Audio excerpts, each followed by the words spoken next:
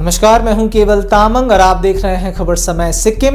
सिक्किम की citizen action party के अध्यक्ष गणेश राय द्वारा पार्टी के चौथे स्थापना दिवस को दिए गए भाषण की सिक्किम में काफी चर्चा हो रही है। कई रील्स कट रही हैं। इन रीलों को काटना, लगाना और सुनना काफी आसान है। कम ड्यूरेशन की ये रील्स सुनने में कम समय लेती है, लेकिन क्या ये छोटे रील्स पूरे भाषण या संदर्भ का पूरा सार आपको देती है? ये सवाल काफी महत्वपूर्ण है। एक राजनेता के भाषण में जब नेता राजनीतिक बैर, प्रतिशोध या फिर टीका टिप्पणियों को कम और कागजात व तथ्यों को ज्यादा महत्व दे, ऐसा बहुत कम देखने को मिलता है। एक राजनीतिक दल का अध्यक्ष जब अपने पार्टी के स्थापना दिवस पर अपने पार्टी के पहले से मजबूत होने का गुणगान कम करे और उस मौके को राज्य और गांव के मुद्दों में ज्यादा तवज्जो दे, ऐसा आपने कितनी बार देखा है? अपने पार्टी के चौथे स्थापना दिवस के दिन भाषण देने से पहले जब गणेश राय इस बात पर विचार कर रहे होंगे, तब उन्होंने इस बात को जरूर समझा होगा कि चाहे कम संख्या और मुकाबले में नई पार्टी होने के बावजूद सिक्किम के लोग उनके इस भाषण को जरूर सुनेंगे। शायद इसीलिए इस मौके को उन्होंने अपनी पार्टी के मजबूत होने के गुणगान पर केंद्रित करने के बजाय सिक्किम के अहम मुद्दों पर केंद्रित किया। भाषण काफी लंबा था। अन्य के मुकाबले कितना लंबा, कितना छोटा, इसकी तुलना जो करते हैं, ये काम उन्हीं पर छोड़ते हुए हम आज उनके भाषण के उन भागों की बात संक्षिप्त में करने की कोशिश करेंगे जिन पर रीलें नहीं कटेंगी। इसकी गुंजाइश भी कम और सीमित ही नजर आती है। तर घोडा टेक्नेहरूको इतिहास लेखिँदैन है। घोडा टेक्नेहरूको इतिहास लेखिँदैन। अनि जसले विरोध गर्छ, यो गलत कुरोको विरोध गर्छ, इतिहास उसले लेख्छ। यो म आह्वान गर्न चाहन्छु।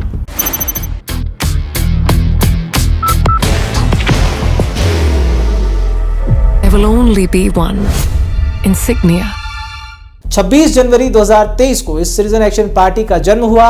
इस पार्टी के आते ही कई राजनीतिक विशेषज्ञों ने इस पार्टी के विचित्र पॉलिसी को देखा। एक ये कि पार्टी का कोई ऑफिशियल झंडा नहीं होगा। पार्टी पारंपरिक पॉलिटिकल फंड रेजिंग तरीके के बजाय क्राउड फंडिंग पर भरोसा करेगी। 26 जनवरी 2026 को 77वें गणतंत्र दिवस के मौके पर इसी सिटीजन एक्शन पार्टी ने अपना चौथा स्थापना दिवस मनाया। पार्टी अध्यक्ष गणेश राय की भाषण की अगर हम बात करें तो उनके भाषण का काफी अधिक हिस्सा संविधान और संविधान के द्वारा आम नागरिकों को दिए गए अधिकारों पर केंद्रित रहा। मुख्यतर से पहला हिस्सा भारत के संविधान की बात की शुरुआत डॉक्टर बाबा साहेब अंबेडकर की बात के साथ हुई।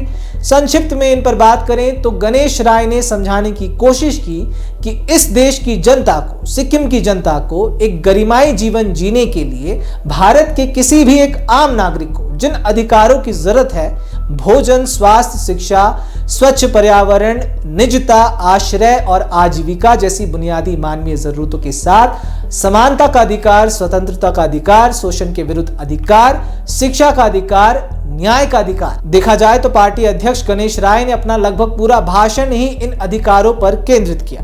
भाषण की शुरुआत में ही संविधान की बात कर गणेश राय ने अपने भाषण की दिशा निर्धारित कर दी। संविधानले के भन्छ भन्दाखेरि पनि कुनै पनि नागरिक भोकै बस्नु हुँदैन भनेर संविधानले हुकुम गर्छ।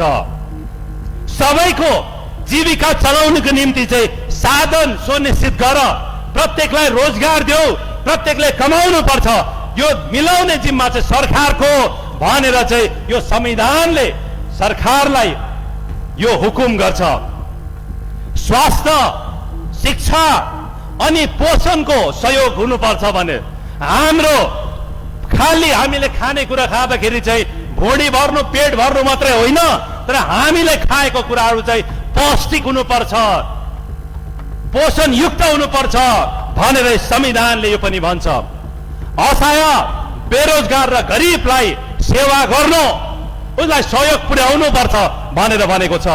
त्यसकारणले गर्दाखेरि यो देश, भारत देश हामी किन महान बनेको? किनभने यो देशमा गरिब भएर जन्मिनु अपराध होइन, श्राप होइन। श्राप होइन गरिब भएर जन्मिनु। यहाँ गरिब भएर जन्मिनु भनेको गरिबको अधिकार छ। संविधानले सरकारलाई प्रत्येक गरिबको ज्यान बचाउने यो आदेश यो संविधानले दिएको छ। तर के हामीले चुनेको सरकारले, जनताले बनाएको सरकारले यो संविधानको आदेश मानेको छ त? कहीँ मानेको छैन। भनेपछि चाहिँ अब उठ्नु परेन, जाग्नु परेन। अब हामी सब जाग्नु पर्यो। बाहर की भागदौड़ अब नहीं तोड़ेगा आपके घर का सुकून। SBM गोल्ड UPVC विंडोज, आपके घर का सुकून। विपक्ष में रहकर राजनीतिक पार्टियां हम सत्ता में आए तो ये करेंगे वो करेंगे ऐसी बातों को करना उनके लिए काफी आसान रहता है, लेकिन विपक्ष में रहकर, वो भी ऐसे राज्य में जहां विपक्ष केवल सड़क तक सीमित हो, बिना किसी सीट के हो, ऐसे में सृजन एक्शन पार्टी जो संख्या में शायद अपने प्रतिद्वंदियों के मुकाबले काफी कम संख्या में है, ऐसे माहौल में भी वर्षों से चली आ रही पार्टियां जब आपकी पार्टी को तवज्जो दे तो कहीं ना कहीं पार्टी के लिए ये एक मानसिक और राजनीतिक जीत भी मानी जा सकती है। संविधान की बात करते हुए गणेश राय ने हमारे समाज में कुछ एक पूंजीपतियों के पास ही सारा धन होने और आम जनता के गरीबी में जीने की भी बात कही। उन्होंने जनता के समक्ष फैली उस आवाज को भी चुनौती दी जो एक राजनेता को जनता के बीच हीरो बना देता है। एक नेता आजकल जब भी कोई काम करता है तो काम हो ना हो उसका बखान जरूर होता है। गणेश राय ने उसी को चुनौती देते हुए बताया कि जनता को सुविधा देना कोई एहसान नहीं, उनका अधिकार है। गणेश राय ने उस मुद्दे को भी उठाया जो आज के दौर में एक बड़ा सवाल बन उठा है, वो है जनता की चुप्पी। उन्होंने कहा कि लोकतंत्र तब कमजोर हुआ है जब जनता प्रश्न करने से डरी है। जब सरकार जनता से डरे तब लोकतंत्र मजबूत होता है। इस वाक्य पर अपने भाषण को केंद्रित करते हुए गणेश राय ने सिक्किम में लोकतंत्र के नहीं होने की बात भी कही। यो अधिकार कसैको उपहार होइन। यहाँनिर अब 4 तारिक कता भाषण गर्छ होला सरकारले, मैले दिएको, मैले यो गरे, बिमारी जाति बनाए, के गरे भनेर भन्छ। यो चाहिँ सिक्किम जनता भ्रममा नपर्नु होला। यो चाहिँ संविधानले दिएको, यहाँ कसैको माई बापले दिएको होइन, कसैको जमिन बेचेर दिएको होइन। अनि यो चाहिँ उपहार होइन, यो त संविधानले ग्यारेन्टी गरेको यो अधिकार हो। हामी भाँडाकुटी खेलिरहेका छैनौँ, हामीले समय त्यसै बर्बाद गरेको छैनौँ। हामीसँग निर्दिष्ट कार्यक्रम छ, निर्दिष्ट भिजन छ, अनि हामी त्यसलाई साकार बनाएर छोड्छौँ, साकार बनाउँछौँ। अनि मैले अघि भन्दै थिएँ राजनीतिक जीवनमा समानता, तर सामाजिक र आर्थिक जीवनमा गहिरो असमानता छ। यो असमानता देशले त 76-77 साल भयो भोगेको। हामी पनि भारत देशको राज्य बनेको 50 साल भयो र 50 सालमा यो असमानता हटाउने दिशामा सरकारले काम गर्नुपर्ने हो। तर अझै असमानतालाई चाहिँ गहिराउँदैछ, अझै यहाँ बढ्दैछ। सामाजिक र आर्थिक असमानता बढेको छ र यसलाई हटाउनु पर्छ। जात, वर्ग, गरिबी र अवसरको अभावहरू छ। आज मुठीभर मान्छेहरूको आलिशान जीवन, उहाँले जे चाह्यो त्यही सब कुछ हुने, अनि बहुसंख्यक मान्छेको आज जीवन यति कठिन छ कि त्यो हामी कल्पना पनि गर्न सक्दैनौँ। अनि त्यस्तो जीवन चाहिँ कसले बनायो भन्दाखेरि चाहिँ राजनेताहरूले बनाएको छ र कसैले बनाएको हो यो, र बनाएको कुरालाई भत्काएर नयाँ निर्माण गर्न सकिन्छ र नयाँ निर्माण गर्नुपर्छ भन्ने तपाईँलाई आह्वान गर्न चाहन्छु। तर आज हामी लोकतान्त्रिक देशमा रहे तापनि, आज गणतन्त्र दिवस मनाइरहे तापनि कि आज हाम्रोमा लोकतन्त्र छ त साँचो, गणतन्त्र छ त भन्ने कुराहरू आज प्रश्न उठिरहेको छ। अनि भन्छ जहाँ डर हुन्छ, जहाँ प्रश्न गर्नु डराउँछ जनताले, त्यति बेला त्यहाँ चाहिँ लोकतन्त्र छैन भनेर बुझ्नु भन्छ। र आज जनता प्रश्न गर्नु डराउँछ, जनताकोमा प्रश्न छ, तर प्रश्न गर्नु चाहिँ उहाँहरूको लागि चाहिँ कुनै आपत्ति निम्ति आएको जस्तो हुन्छ र जनता प्रश्न गर्नु डराउँछ। अनि संसारमा जब पनि लोकतन्त्र, यो डेमोक्रेसी कमजोर भएको छ जुन देशमा, सबभन्दा पहिला त्यहाँ के देखा परेको छ भने जनतामा डर। जब जनतामा डर हुन्छ त्यो प्रजातन्त्र छैन भन्ने बुझ्नुपर्छ। अनि जहाँ प्रजातन्त्र हुन्छ त्यहाँ चाहिँ सरकार जनतासँग डराउनु पर्छ। जहाँ प्रजातन्त्र छैन त्यहाँ चाहिँ जनता चाहिँ सरकारसँग डराउनु पर्छ। भने जति नै यो सरकारले क्लेम गरोस्, जति नै ठोकुवा गरोस्, तर सिक्किममा प्रजातन्त्र छैन, लोकतन्त्र छैन। अनि यो लोकतन्त्र हामी दिने होइन, तर यो बिआर अम्बेडकरले दिनुभएको लोकतन्त्र, जनतालाई दिएको अधिकार हामी जनतालाई फर्काउने महाअभियानमा छौं। हामी जनतालाई नै फर्काइदिन्छौं। आज सरकारले यो अधिकार राखेको छ, यसको लागि आज हामी लड्दैछौं।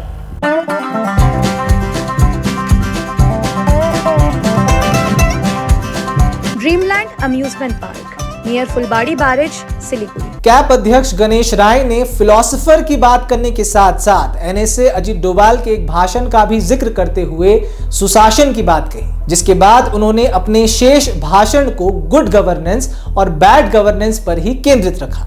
गणेश राय ने अपने भाषण में उस तंत्र को भी चुनौती दी जिसने हमारे समाज में एक गहरी नींव गढ़ रखी है। अब उनका यह बयान काफी साहसिक भी है, क्योंकि देश के कई नेता इस मुद्दे को उठाने, हिलाने, चुनौती देने की कोशिश करते आए हैं, लेकिन 2-4 तालियों के अलावा ज्यादा कुछ वह बटोर नहीं पाए।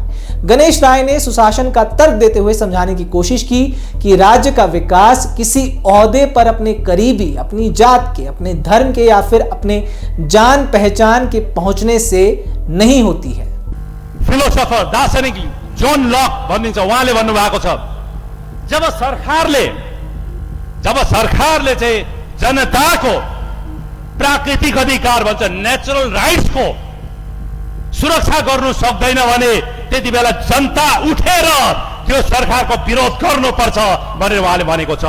त्यति बेला जनता उठेर त्यो शासनलाई उखेलेर फ्याक्नुपर्छ भनेर जोन लकले भनेको छ।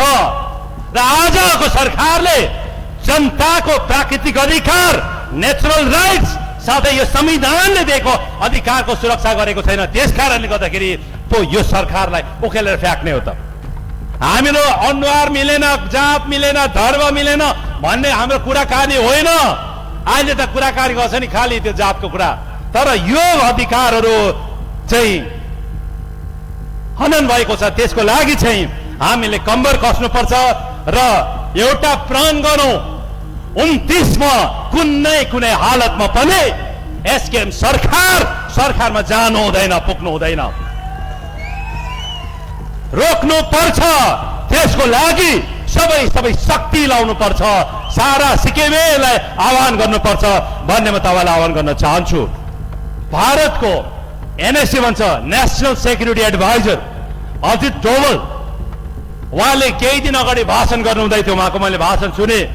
अनि उहाँले भाषणमा भन्नुहुँदै थियो राष्ट्र निर्माण र राष्ट्र सुरक्षाको आधारशिला चाहिँ गभर्नेन्स हो, शासन हो भन्दैछ। कुनै पनि देश मजबुत हुनु हो भने, देशको निर्माण राम्रो हुनु हो भने त्यसको आधारशिला भनेको नै, फाउन्डेसन भनेको नै गुड गभर्नेन्स हो, राम्रो शासन हो भनेको छ। र जब सरकारहरू कुशासनले कमजोर र स्वास्थ्यले ग्रसित हुन्छ, त्यसको परिणामहरू खतरनाक हुन्छ भनेर उहाँले भनेको छ। र संसारको महान साम्राज्यहरूको पतन हुनुको मुख्य कारण चाहिँ खराब शासनै हो, ब्याड गभर्नेन्स भनेर भनेको छ। यस कारणले गर्दाखेरि सिक्किम पनि सधैँ बचाउनु हो भने, सिक्किमलाई सधैँको निम्ति सुरक्षित राख्नु हो भने सिक्किममा सुशासन हुन जरुरी छ। सुशासन हुनु जरुरी छ। आफ्नो गाउँको नेता चौकीमा भएर हुँदैन, आफ्नो जातको भएर हुँदैन, आफ्नो थरको भएर हुँदैन, तर त्यो नेतृत्वले सुशासन दिनुपर्छ, अनि मात्रै सिक्किम रहन्छ, सिक्किम बाँच्छ। हिजोको सिक्किम एउटा देश हुँदाखेरि ठुलो सिक्किम थियो, त्यसको बादमा साँगुरिँदै आयो, हामी सानो सिक्किम भएको छौं, अहिले देशबाट हामी राज्य भएको छौं।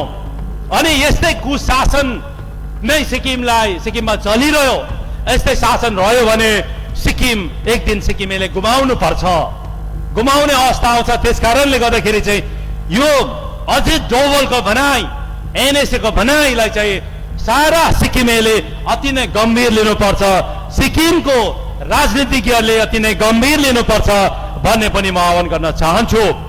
सुशासन पर बात करते हुए गणेश राय ने उस मुद्दे को भी छेड़ा जिस पर काफी बार बीते समय में चर्चा हुई है, वो है सिक्किम सरकार पर ऋण का, यानी कि कर्जे का। उनके भाषण का आगे का हिस्सा इसी कर्जे के इर्द गिर्द रहा, जहां गणेश राय ने बताने की कोशिश की कि सरकार के बड़े ऋण से कर्जे से समस्याएं उत्पन्न हुई हैं, जिनका असर आम लोगों से लेकर राज्य के विकास पर भी पड़ा है और पड़ने जा रहा है। सरकार द्वारा हर वर्ष जारी आम बजट का हवाला देते हुए उन्होंने बताया कि 2025 में सिक्किम सरकार पर 26,077 करोड़ रुपए का कर्ज है, जबकि वर्ष 2019 में जब नई सरकार बनी थी तब यह कर्ज मात्र 6300 करोड़ रुपए था। राज्य पर बढ़े इस कर्ज से आज स्थिति ऐसी है कि सरकार के पास विकास योजनाओं के लिए पैसे नहीं है, बेरोजगारी बढ़ी है, बाजार सूख गए हैं, आर्थिक विकास नहीं है। इन सब का हवाला देते हुए गणेश राय ने सिक्किम के कर्मचारी वर्ग को भी आगाह करने की कोशिश की कि उन्हें भी सचेत रहना पड़ेगा। साथ ही साथ पेंशनधारियों को भी सचेत रहना पड़ेगा, क्योंकि सरकार के पास तनख्वाह और पेंशन देने के लिए भी पैसा नहीं है, ऐसा गणेश राय ने कहा।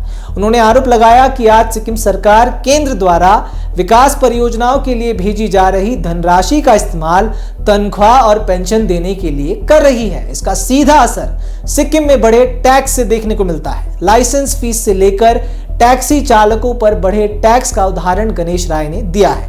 सबैभन्दा ज्यादा ऋण लिने राज्य, सबैभन्दा ज्यादा ऋणमा डुबेको राज्य आज सिक्किम भएको छ। सिक्किमलाई करिबन 26,000 करोडको सिक्किमलाई ऋण लागेको छ। अनि अस्ति मुख्यमन्त्रीले भाषण गर्दै थियो 15,000 करोड मात्रै ऋण हो भनेर उहाँले भन्दै थियो। हामी सिटिजन एक्सन पार्टीले ढाँटेर राजनीति गरेको छैनौँ, हामी गर्दैनौँ पनि। अनि यो चाहिँ अस्ति उहाँले नै आफैले सिक्किम विधानसभामा राखेको बजेट हो।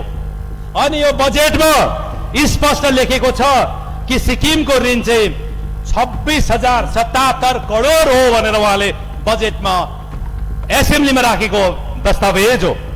तर यही चाहिँ उहाँले जब सरकार आयो 2019 मा उहाँको सरकार आयो, 19 मा उहाँ मुख्यमन्त्री वित्तीय मन्त्री भएर बजेटमा उहाँले राख्दाखेरि चाहिँ त्यस समय सिक्किमको ऋण चाहिँ 6,300 करोड भएको उहाँ आफैले यो राखेको छ बजेटमा। अनि आज त्यो ऋण चाहिँ 26,000 करोड पुगेको छ। अनि 26,000 करोड ऋण पुग्नु भनेको चाहिँ सिक्किमको प्रत्येक मान्छेलाई, प्रत्येक अहिले जन्मिने नानीलाई पनि 3,90,000 को ऋण चाहिँ टाउकोमा लिएर जन्मिनु पर्छ। त्यतिको ऋण प्रत्येक सिक्किमेकोमा छ। अनि यहाँ कुरा हुन्छ लोन लिँदा के हुन्छ सरकारले, यो त गभर्नमेन्टले तिर्नुपर्छ, जनताले कहाँ तिर्ने हो भनेर चाहिँ अहिले रुलिङ पार्टीको कार्यकर्ताले आफ्नो सरकारलाई चाहिँ उहाँले ढाकछोप गर्ने प्रयास गर्छ, डिफेन्ड गर्छ। तर बुझ्नुपर्ने कुरा के भन्दाखेरि चाहिँ जब यो प्रति व्यक्ति ऋणको मात्र बढ्दै जान्छ, जब पर क्यापिटा डेट बन्छ, यो बढ्दै जान्छ, यसको परिणामहरू के हुन्छ भन्दाखेरि चाहिँ यसको परिणाम चाहिँ के हुन्छ भन्दाखेरि सरकारकोमा विकास गर्ने योजनाको निम्ति सरकारकोमा पैसा हुँदैन। जस्तो पूर्वाधारको लागि सरकारकोमा पैसा हुँदैन। त्यसकारणले गर्दा सिक्किमको रोडहरूको अवस्था बर्बाद भएको किन भन्दाखेरि सरकारले ज्यादा ऋण लिएको कारणले गर्दाखेरि यो ऋणको इन्ट्रेस्ट नै यति ज्यादा तिर्नु पर्छ कि यो साल 1,000 करोड सिक्किमले लिएको लोनको इन्ट्रेस्ट त्यसको ब्याज मात्रै तिर्नु पर्छ। त्यसको कारणले गर्दाखेरि चाहिँ पूर्वाधार निर्माणमा सरकारको पैसा हुँदैन, स्वास्थ्य सेवाको लागि पैसा हुँदैन, ग्रामीण विकासको लागि गाउँमा आज ग्रामीण अर्थव्यवस्था सब बर्बाद भएको छ, त्यसको लागि पैसा हुँदैन। अनि वेलफेयर स्किम्स भन्छ कल्याणकारी योजनाहरू, जसको घरमा राम्रो इन्कम छैन, आमदानी छैन, उनलाई सरकारले प्रत्येक महिना सरकारी अनुदान सहयोग गर्नुपर्छ। प्रत्येक मान्छेलाई जसको आमदानी राम्रो गर्नु सक्दैन उहाँहरूलाई सरकारको वेलफेयर स्किम्सले पुरा सपोर्ट गर्नुपर्छ। त्यस्तो योजनाहरू सरकारले चलाउन सक्दैन भनेर यो चाहिँ विद्वानहरूले भन्छ। यसले के हुन्छ, रोजगार सृजना हुँदैन, बेरोजगारी हुन्छ, अनइम्प्लोइड हुन्छ। र सिक्किममा अझ बेरोजगार किन बढ्दैछ, त्यो किन भन्दाखेरि चाहिँ यो ऋण ज्यादा भयो, तिर्नु सकेन भने पछि के हुन्छ भन्दाखेरि यो ऋणको ग्यारेन्टर को भन्दाखेरि हामीलाई केन्द्र सरकारले दिने पैसा बजेट चाहिँ यो लोनको ग्यारेन्टी हो।